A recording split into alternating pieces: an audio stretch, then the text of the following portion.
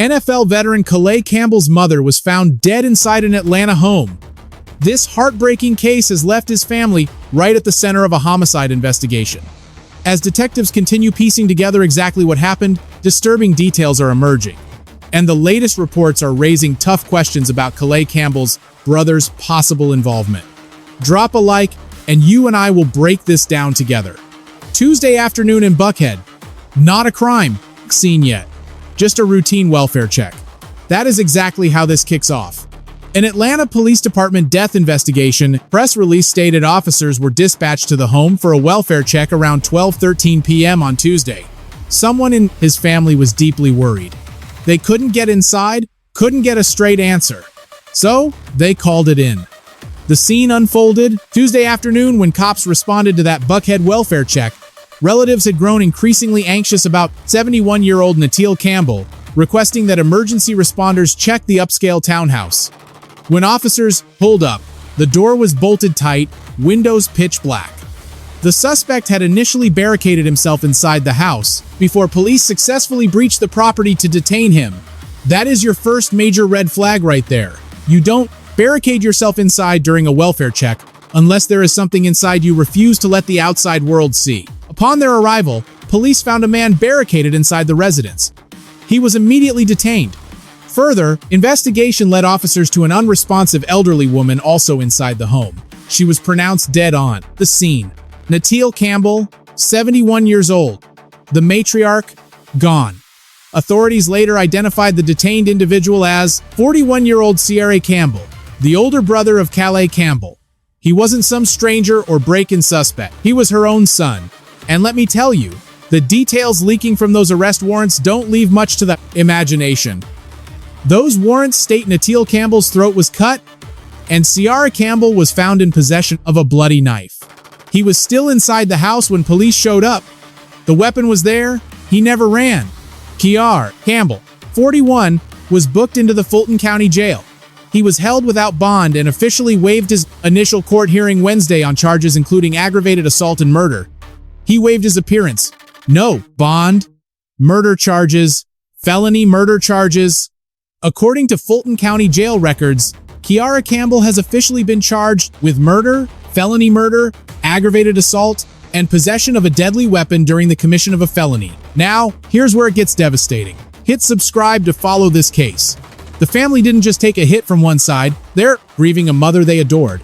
And the man charged with taking her life is their own flesh and blood. That's a kind of grief that doesn't even have a name. In a 911 call, the caller tells dispatch he is standing outside his mother's house with his brother and his wife, and they are desperately trying to get inside. He claims he can see another brother, described as mentally ill, who lives with their mother inside the townhouse. That brother inside told them their mom had left, but a neighbor's security footage showed she hadn't. That one detail, the neighbor's camera, that is what blew this entire investigation wide open. Sierra told whoever was asking that Natil had already left the house, but a surveillance camera pointed right at the front door told a completely different story. She had never walked out. The caller stated Sierra Campbell claimed their mother had left the property. However, according to the caller, a neighbor's Ring camera footage completely contradicted that narrative because it proved she had not left the property at all. That's when they dialed 911. Subscribe for NFL updates. The sports world is processing this in real time. The Baltimore Ravens, the Arizona Cardinals, the fans, none of us saw this coming. And once you understand who Natil Campbell was to this family, the sheer weight of it hits differently. Off the gridiron, Kelce has long been celebrated for his commitment to serving others. He and his family, including his mother Natil and siblings Kieran, Kemp, Jamar, Raj, Sierra, Severin, and Jared, founded the Charles R. Campbell Foundation to honor their late father, Charles R. Campbell, who passed in 2003. The foundation focuses on supporting youth, strengthening families, and continuing Charles Campbell's legacy of community service. This woman who was murdered wasn't just a mother. She was a co-founder of a powerful family legacy built on service. She was their absolute cornerstone. And the man charged with taking her life helped build that same foundation. Drop a like to show support. That's what makes this so tough to process. This isn't some distant tragedy with strangers on a police blotter. This is Kelce Campbell's family. a family universally known across the sports world for how tightly they stick together. And it shattered inside a Buckhead townhouse on a Tuesday afternoon. So what do you and I make of this? It didn't just come out of nowhere. Natil Campbell's murder didn't hit subscribe, folks. This didn't arrive without warning. We saw signs. Calls were made. Incidents documented, stretching back months. Fulton County records show this as his first Atlanta offense. But cops had answered at least 10 calls since last September at the mother's house. 10 calls. 10 separate incidents at that address. Yet, Natil Campbell still ended up dead inside that townhouse. Lieutenant Christopher Butler confirmed a quick history check showed April calls to the location, including a potential arson incident. Butler mentioned early indications of possible mental health issues regarding a specific individual there, he stated. That's putting it mildly. Those police reports tell a much more specific story than any press conference ever could. Per a police report, a sister of Kiari Campbell called the cops on April 24th, claiming her brother was inside the house, starting a fire to purge demons. She told an officer their mother lived there, but had avoided the house for a week because Kiari Campbell had overtaken the home. Let that sink in. A fire to remove demons, and his mother already fled. She hadn't lived there for a week because her own son took over the entire property. Neighbors repeatedly called police to report disturbances. Natoya Campbell even told an officer in mid-April her son stopped taking his prescribed schizophrenia medication. Drop a like if you follow. Let's look at the facts together. Kiari had a diagnosed mental illness, schizophrenia. He stopped his meds. He started a house fire. He literally drove his mother out of her home, and neighbors called cops multiple times over disturbances. All of this happened before June 30th. Football news outlets reported Kiari cut power to his house during another incident. His mother told police again that her son wasn't taking his schizophrenia meds.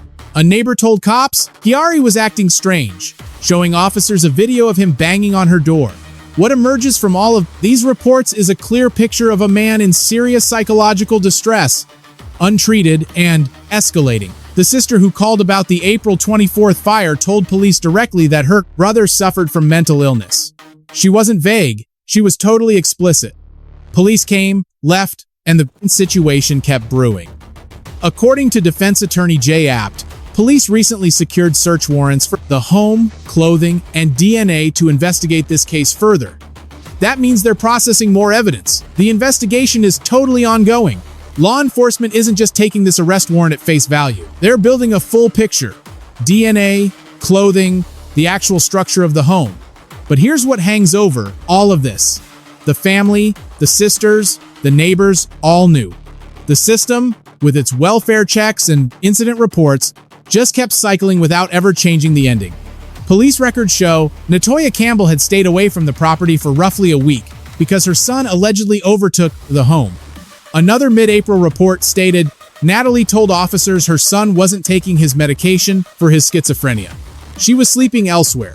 She was terrified to be in her own home, and sometime before June 30th, she went back. We don't know why or what she hoped, but she went back and never came out. That gap between family reports and what the system did is where this tragedy lives. It didn't just happen. It built slowly with evidence scattered across 911 logs over months. Now Natil is gone, and Kiari sits in a cell without bond. The mental health dimension of this case will be a massive thread as it moves through the courts. What his attorney does, and what prosecutors argue will determine not just what happens to Kiari, but how this prominent NFL family tells this story publicly over and over again in court. To grasp what this family lost, you and I must understand who Natil actually was, not just as a mother or person, but as a force. The family called Natil the matriarch, noting she reunites with her late husband, Charles Richard Campbell, who passed away in 2003. For over 2 decades, Natil held this family together alone. 8 kids, a sprawling family network across multiple cities, and a football star son who became highly respected in the NFL. Kelce credits his dad for teaching him the value of giving back and being active in the community. When he launched his own foundation, Kelce used that platform to honor the man who raised him, naming the CRC Foundation after his late father, Charles Richard Campbell. But Natil wasn't just standing in the background.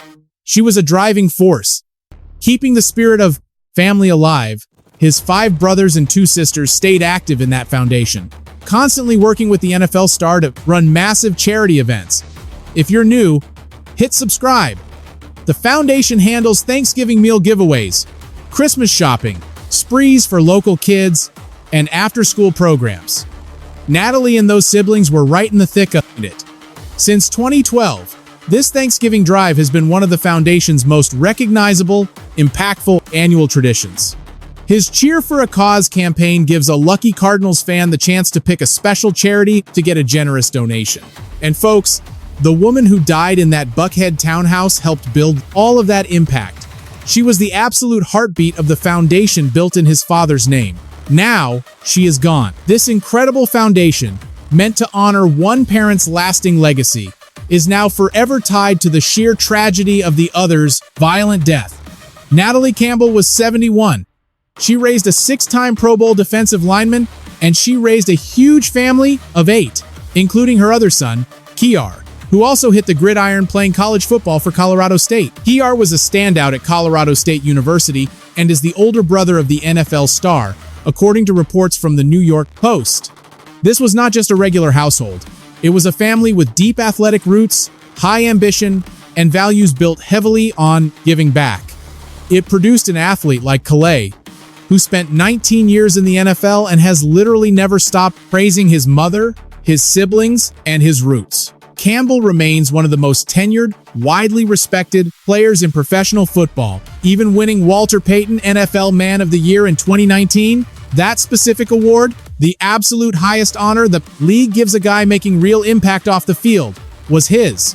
The foundation he used to earn it was built right alongside Natalie. When this family finally released a statement, they avoided the criminal charges. They completely refused to mention Kiar by name. They reached for the only thing making sense to them right then, their faith. They stated they are devastated to share the Campbell family has lost its beloved matriarch, Mrs. Natalie Campbell. While the awful details of her sudden passing are still being investigated, they take deep comfort knowing she is reunited with their father, her beloved Chuck, and safely wrapped in the arms of their Lord and Savior Jesus Christ. They ask for strict privacy right now so they might honor her and process this overwhelming grief privately as a family. Remember, Kelce Campbell also built the Charles Richard Campbell Foundation, remembering their late father who passed in 2003. As an editor, I see that this statement does something few public grief statements ever pull off. It balances absolute devastation over losing their mom with the crucial need to protect what little privacy remains, while their entire family gets pulled apart on the national news stage. Notice it doesn't address the arrest. It doesn't name Kiar. It just asks fans to let them grieve. And that pure restraint from a family, with every reason to scream out loud, says more about them than any PR spin could. Please drop a like, because when news like this hits the wire, the league moves fast. Not always with real substance, but fast. In this specific case, the responses from around the NFL felt way heavier than your usual PR template. The Ravens issued a statement that was incredibly direct. A team spokesperson stated, "We are incredibly saddened to learn about the passing of Kelce Campbell's mother. We extend our deepest condolences and full support to Kelce and his family during this difficult time.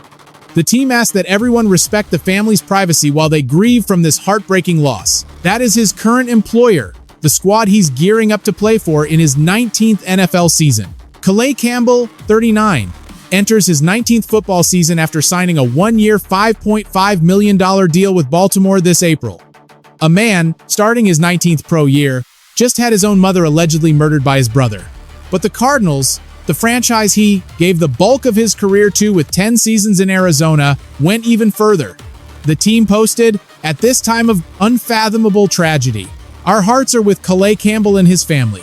We hope they find strength and comfort in the love, prayers, and support that surround them now and in the days ahead." Unfathomable tragedy.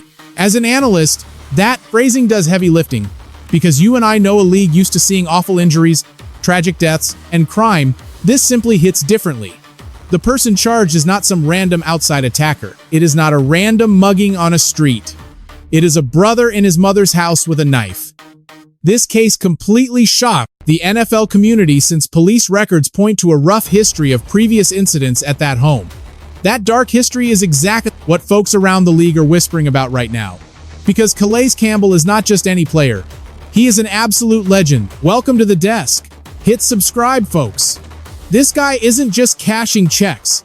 He's been a vocal community leader for 2 decades. Across his massive NFL career, he absolutely became one of the most respected defensive anchors, grabbing 6 Pro Bowl nods, first-team All-Pro honors, and a 2010s All-Decade team spot. The 39-year-old former Miami Hurricane spent 10 seasons anchoring the Cardinals, plus stints in Jacksonville, Atlanta, and Miami. Campbell racked up 117 sacks over 278 NFL games. He is an incredibly decorated, active, defensive titan in football history. Atlanta fans know him well too. He strapped it up for the Falcons. This city loves him. Tragically, that exact city is now the scene of his mother's death and his own brother's arrest. Meanwhile, the legal defense is moving fast. Jay Abdallah, the attorney representing TR, told ABC affiliate WSB his client is innocent until proven guilty. Quote, "We vigorously protest his innocence. We eagerly await our day in court. I am honored to defend him, and crucially, the entire Campbell family. I am asking everyone to respect their privacy right now." End quote. He told the station. That last line really is interesting to us at the desk. Att speaks for the Campbell family, positioning his defense of Cherae in the family's best interest. He cannot address the mental illness history publicly yet. While dodging questions about whether T.R. Campbell lived with his mother, battled mental illness, or had prior arrests, attorney Att insisted his client is totally innocent, but he does not need to confirm the struggles on record. Police reports already did. The 911 calls confirmed it. The severe schizophrenia diagnosis, the missed medication, the fire literally set to drive out demons, all of it is public. The defense will absolutely anchor their case on mental health history. And, let's be real together, that shifts this whole tragic case far away from a standard murder prosecution. What that means for trial, charges, or outcomes, nobody knows. Hit like for updates. The coming courtroom battle is guaranteed to be the most watched in recent NFL media history. Not for anything done on the gridiron, but because of an absolute nightmare inside a Buckhead townhouse that Tuesday. There is a simple version of this story ending with a conviction, a sentence, and a closed file. But that is not reality. The Campbell family is suffering. They never get a closed file. They carry this trauma forever. Local authorities continue investigating, and these harsh charges remain unproven allegations in a court of law. Calais Campbell has definitely not been convicted yet. He is charged. This heavy case grinds forward through the Fulton County courts, but the police investigation keeps expanding. They pulled search warrants for DNA, clothing, and brutal physical evidence inside that home. Defense attorney Att confirmed investigators secured those search warrants for the property, clothing, and DNA to deeply investigate the crime. This means prosecutors are locking down absolutely every corner of physical evidence before this nightmare hits trial. They are not just coasting on the arrest warrant. They are building a case that easily crushes a mental health defense, which we know is coming. Because here is what the defense has to heavily rely on: a deeply documented history of schizophrenia, and a severe pattern of erratic behavior stretching back for months. Frightening incidents reported by several family members. A man totally off his medication, who set a house fire, whom his own flesh and blood said literally took over the home. All this chaos is documented, all on official police reports. Another stunning April police report confirmed Natalie Campbell told responding officers her son completely stopped taking his prescribed schizophrenia medication. The heartbroken mother herself told the cops this fact, which now surfaces as the most incredibly painful detail in this entire tragedy. The murdered woman desperately tried getting her son professional help. She knew the stakes. She warned police. She was terrified enough to abandon her home for a solid week. But she went back. A sister told cops that their mother resided there, but stayed away a full week because Cherae Campbell had basically hijacked the house.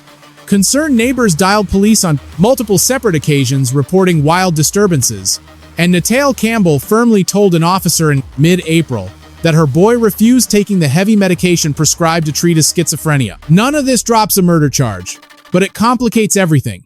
It sparks a tough question outside the courtroom, but haunts us. You and I must ask, when does the system get the real tools and legal authority to intervene when someone battling untreated, severe mental illness is living with vulnerable family? Share your thoughts below. The family called, the neighbors called, Natale, welcome back, folks. She called them herself. 10 police visits to that house since September. The authorities just showed up, took notes, and left. A courtroom verdict won't answer why. It is a massive systemic failure, a huge policy issue, and it sits at the absolute center of thousands of tragic events exactly like this nationwide. These are situations that never involve pro football stars, never hit national sports headlines, but end identically. So, where exactly does Calais Campbell go now? The 39-year-old veteran rejoined the Ravens on a one-year, $5.5 million deal in April, gearing up for his 19th pro season. The six-time Pro Bowler is the oldest active defender entering the 2026 campaign with 117 career sacks. Now he steps into an NFL training camp with this hanging over his head. Hit subscribe, because every press conference and weekly game, the sports media will be watching. The entire league is watching. And Calais will be asked to do exactly what injured athletes are always forced to do: suit up, perform, and maintain public composure, while quietly shouldering a burden most normal people simply could not survive. The family requested total privacy. They want fans to let them process this unimaginable grief on their own terms. The Campbell camp released a formal statement requesting space to manage their overwhelming heartbreak, stating, "We are completely devastated to share that our family has lost its matriarch, Mrs. Natale Campbell." The star defensive lineman for the Baltimore Ravens starts his 19th football season after securing that one-year, $5.5 million contract back in April. You and I are watching a man play gridiron football while his own brother sits jailed, accused of murdering their mother. Their charity foundation, named for their late father and managed alongside their mother, was originally designed to help keep other families united, and it still stands. Natale and all 7 siblings previously founded the Charles R. Campbell Foundation to honor their late dad. This organization focuses purely on supporting youth, strengthening families, and keeping Charles Campbell's community service legacy alive. Empowering families. That was always the ultimate mission. Drop a like for support, because now their own family is shattered in the most horrific way possible. Look, there is nothing clean about this sports tragedy.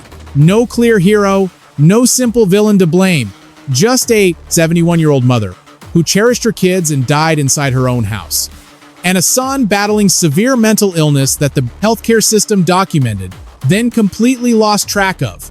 We have an NFL superstar preparing for a potential final season in the game that built his family's legacy, carrying a heavy grief nobody in that locker room can truly comprehend. The criminal trial approaches. Police are still gathering evidence. A judge will eventually demand a legal verdict.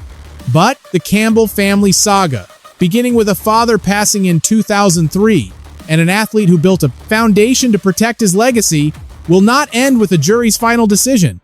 It just continues on, wide open.